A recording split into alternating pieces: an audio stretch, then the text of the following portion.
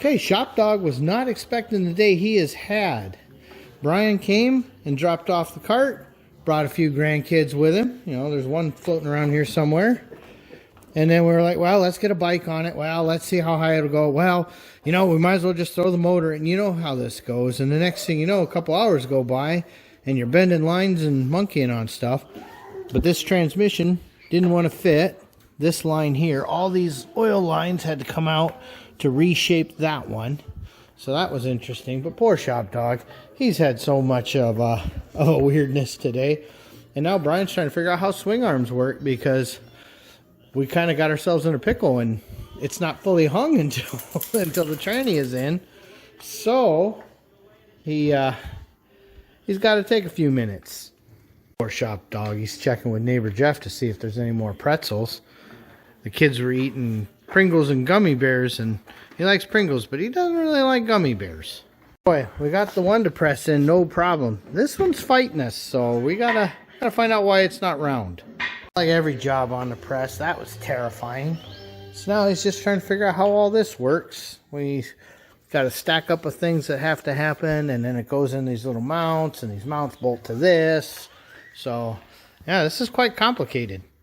And in the vein of aftermarket garbage is garbage, we're actually learning how to do all of this and discovering these don't fit as well as they should.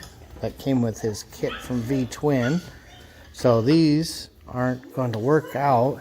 And that even though the manual shows these sitting proud like this, we actually need them in.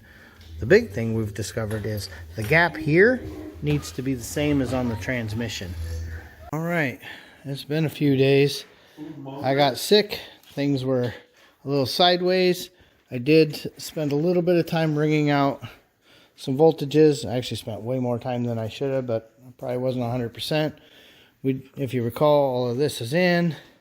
We're still working out the swing arm stuff, and Brian is looking for the right coil adapter because he's going from, oh, where did they go?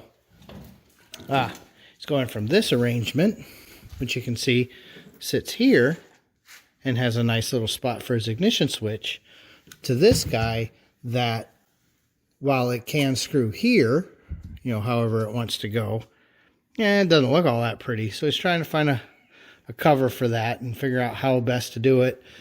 But that also doesn't give us a spot for his ignition switch. So it's starting to sound like a send cut send kind of thing. It took a lot of drama, and we had to make a tool, but we now have those pressed in the swing arm, and we think we even understand how this works. The other thing is, because he's changed the coil, he's been really looking, and as much as we like the idea, well, I don't know that you guys can see that high, of how that sporty setup is for the 883, it's not going to work for us because we have a motor mount there. So he's still looking for a neat solution here. Well, sorry we couldn't film that. None of us knew what we were doing, and it was an absolute panic. So it took 4 guys, 1 dog, and a lot of hours to figure this out, because it's also got to dig through all that, because this is what happens when your son-in-law takes things apart for you. Always helpful, isn't it? So, and of course that son-in-law isn't here right now, so he isn't here taking care of this. So we figured this out. These are not torqued yet. I got an odd suspicion that you need to have the bike balanced when you do that. Just like setting a car at ride height before final torque kind of thing. Just a suspicion. But yeah, it took us a little while to figure all these spacers out and everything, but look at that. Lo and behold, it actually, it does stuff.